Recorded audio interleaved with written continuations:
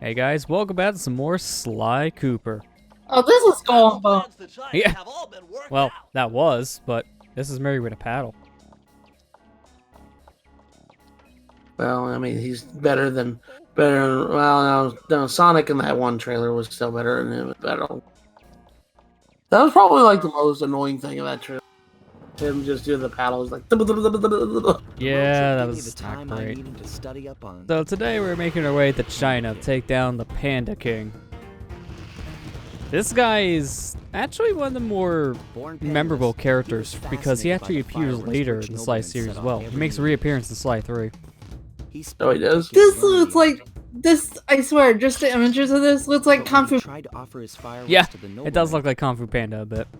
That's what I first thought when I seen this. I want to go eat China Express right now. I'm sorry. I have been hankering for Chinese food a lot lately.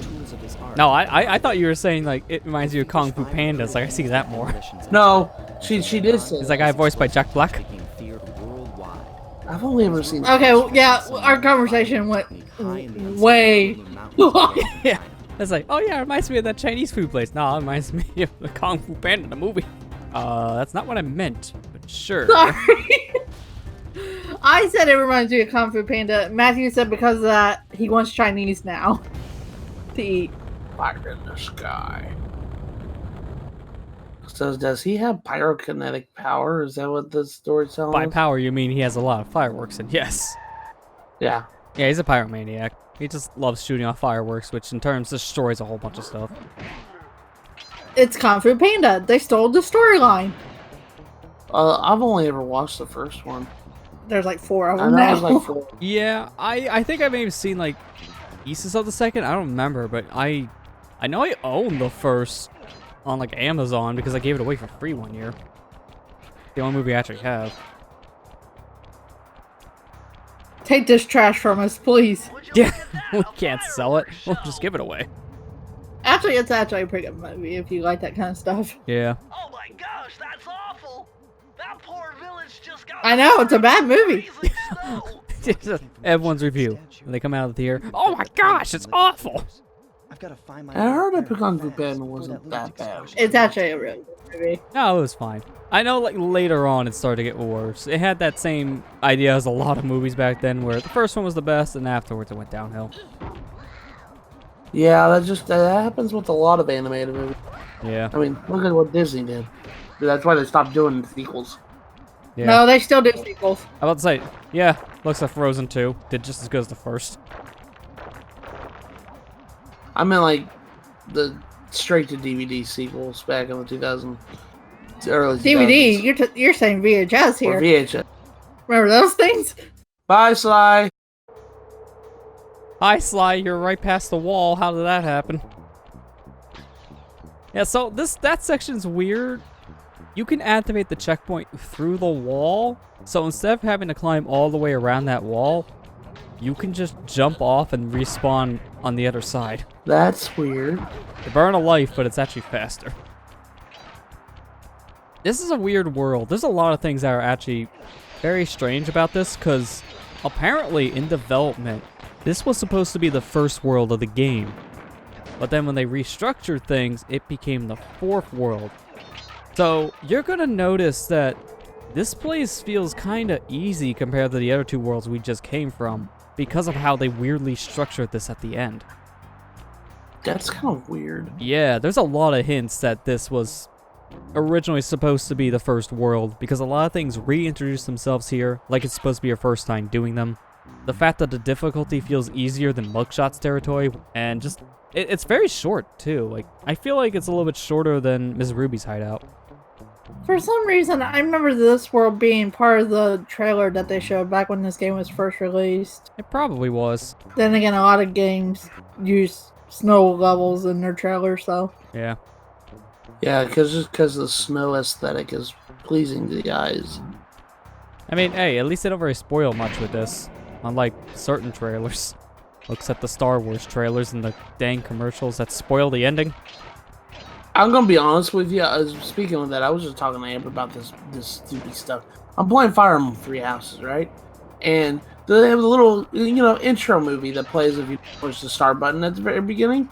And the dang video has a spoiler in it. Okay, how do you put a spoiler in your own game? And I'm like mad about that because then I was like, oh, so I know that this character dies. Okay. Is it the character that just died? Yeah. Oh, for fuck's sake. Yeah, I just now rewatched. I was like, freaking kidding me, man. You just got to that part too in the game. Heavily guarded. One key. But you already knew about it, so Stupid. I hate that they do that. I'm like, why?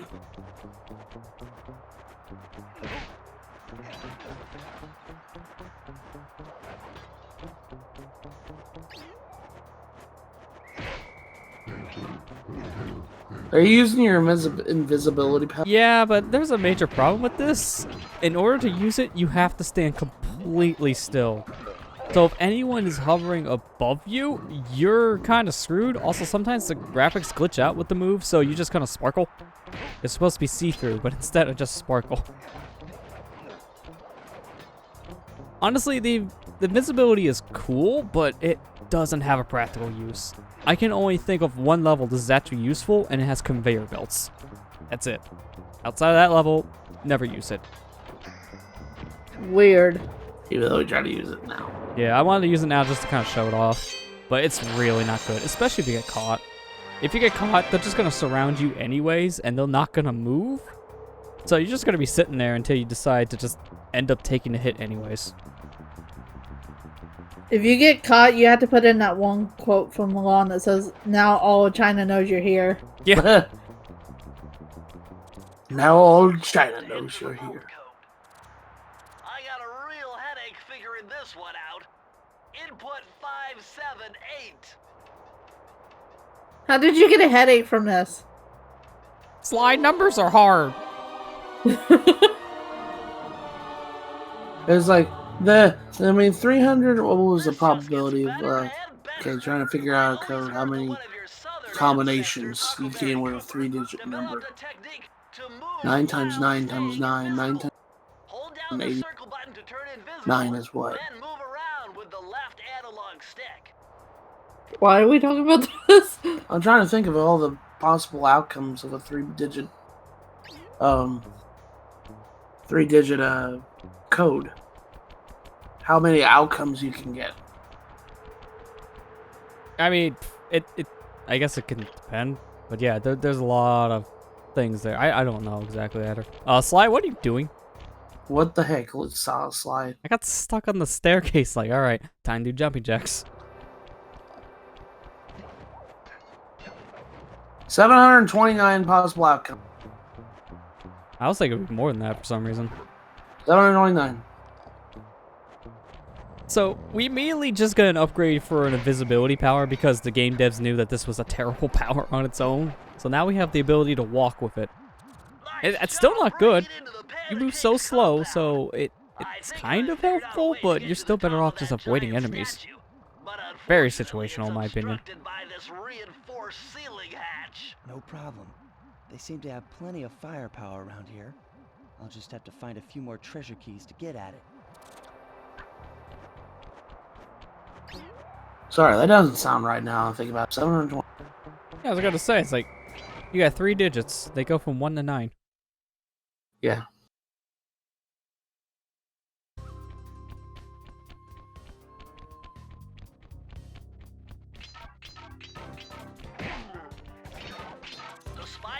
Yeah, 720.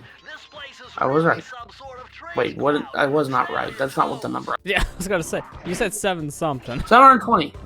I can do You were math. close. You were close. I was close, but that wasn't the right way of doing it. I know that I was never good at probability in school. I was good at a lot of things with math, but probability was not one I was good because probability is just guesswork. That's all it is. Yeah, basically.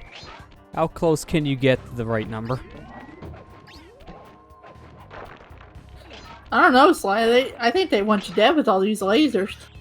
Laser beams. Oh, look, a lucky charm. And a hidden alcove with 2 clues in it. Yeah, those are easy to miss.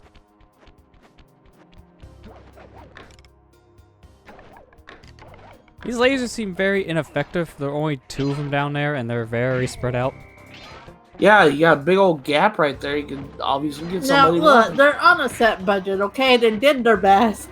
They were told at the last minute that this is supposed to be World 4, not World 1, so they couldn't really afford anything else last minute. This room is very weird. I hope you like the sound effect of them doing whatever it is they're doing up there. What the da? What the da? You can't kill them. They just constantly twirl around their nunchucks.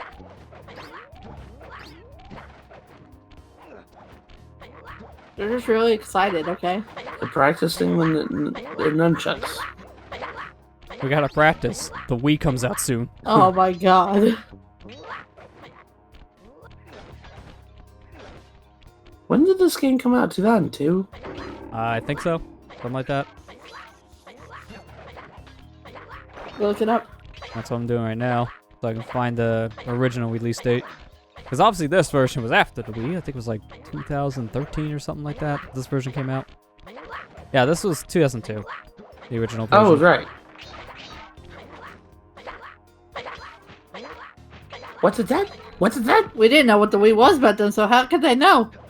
Yeah. To be fair, back then most people didn't know what the GameCube was. Oh, that makes me sad. Yeah, because it was honestly the best system out of the 3, in my opinion. It's my favorite console of all time. Oh, I was way off. The HD version came out in 2010. But the Vita version came out in 2014, so I was close with Vita. We don't talk about that on this channel. What's a Lester. Vita? A miserable pile of memory card issues. I still to this day like that's. I really do think that's what Vita was. Well, that was the big one consumer-wise. A second one that really killed it was the lack of any kind of major first-party games. Because after like the first year, everyone kind of stopped. The only big things were anything third-party. And like indie games. That's it. Which nowadays, if you're going indie, you're just playing it on like the Switch or a PC. Because not much is going out indie-wise for Vita anymore. It's sad because it's a good piece of hardware. It's a good system, but it just has nothing on it really anymore. Everything is multi-plat that you can play on the Vita. Yeah. It just bothers me that like the best port of Persona 4 is stuck on it. Yeah. Well, you can always buy a PlayStation TV and play that. Yeah, you could. That's what we did. Yeah. Although nowadays it's a little bit harder to do because they're a lot more expensive. Lucky for you, I burst in Yeah, glass I'm kind of and glad we got the PS TV when we did. would have been Yeah. unsolvable. The only thing I need to do for my system at one point is I need to get a bigger flash drive to put on it so I can increase its memory more. No way I'm buying a memory card for that thing. It costs me way less to buy a terabyte hard drive. I could just buy that first. No, the memory card itself costs more than the system at Yeah. this point. At this point, yeah. No, actually, no. Because At Vita's, this point. no, the Vita is getting like collector's item rare now. Yeah. Well, back then when the PS TV was new, it was always on sale for like $40. So anything around 32 gigs or up cost more than the PS TV, which was Yeah. stupid. I thought you were talking about the Vita console. I'm sorry. Vita console's actually becoming like collector's item, like expensive now. Yeah. Well, I mean, it depends on what version you get. I know I paid about $100 for my used Vita that has the OLED screen. Those are the ones that people sought after because they technically have a better screen. Even though, honestly, they kind of do and don't. They have burn-in issues. Mine has burn-in. Lester, I want to talk to you about graphics. Well, what is gravity? I don't know. Gravity's optional in this world.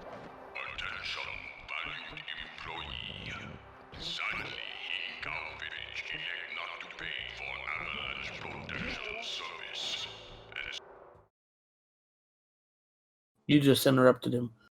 That's fine. I don't need to worry. He's not talking to me.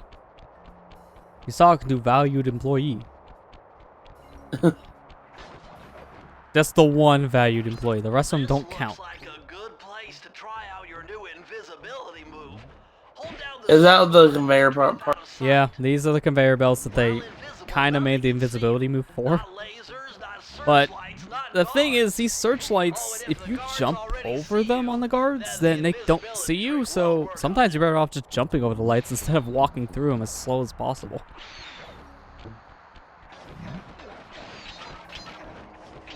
Maybe it's just me, but I really do think maybe it's supposed to be darker in their world. But, like, I don't know how these guards just don't see you. The peripheral vision is just absolutely horrible. Well, they all need glasses. It's not even really that dark outside, and you just it's like only in this one little spot where I have my searchlight and then I can see you. Yeah. Everywhere else, nope, can't see you. Well, it's funny you bring out the brightness thing, because I think originally this game on the PS2 was a little bit darker than it is in this port. I think the port actually brightened up the areas more.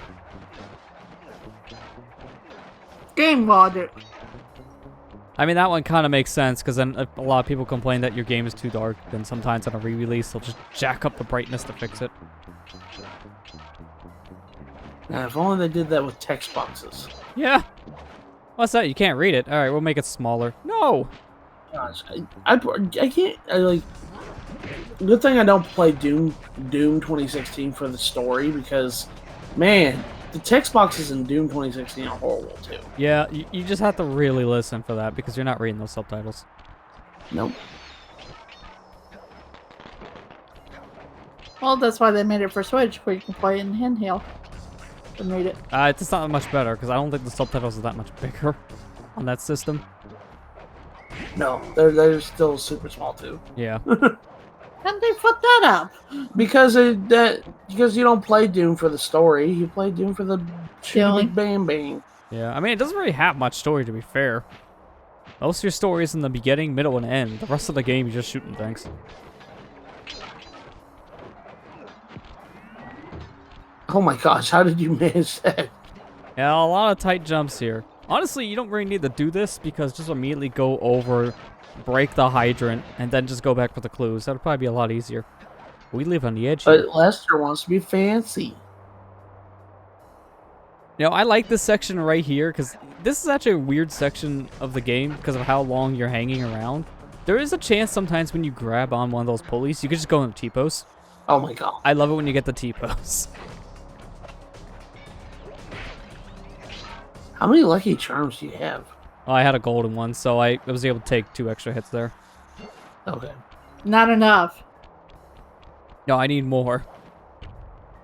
He's got to make a full bowl of cereal. No, I just have to be covered in horseshoes. My entire body has to be a Lucky It Charm. was a challenge, but this vault's combination has got to be 667. Ah, Bentley, you're so close. No. Bad number, Bentley. Honestly, they should have put a 6661 in Ms. Ruby's world. Come on, missed opportunity. Yeah. You found the We gotta blueprints keep for it the kid-friendly, Panda though. King's lair. I'll upload the data I mean, it doesn't straight matter. into your They said Monopoly swamp code. ass in the previous world. They don't care.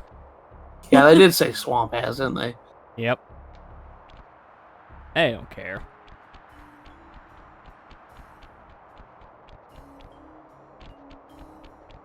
Now, not every Phoebe's Raccoonus page. I know this is kind of late to be asking this question, but not every Phoebe's Raccoonus page that you get gives you an ability, does it? Well, the thing is, our abilities range because that one's just the blueprint, so we know where to look for new clues. So sometimes you get those. Sometimes you get the one we got in the last level that just allows you to fall in the pits and never die. Some are just upgrades to previous powers. It's kind of a mix.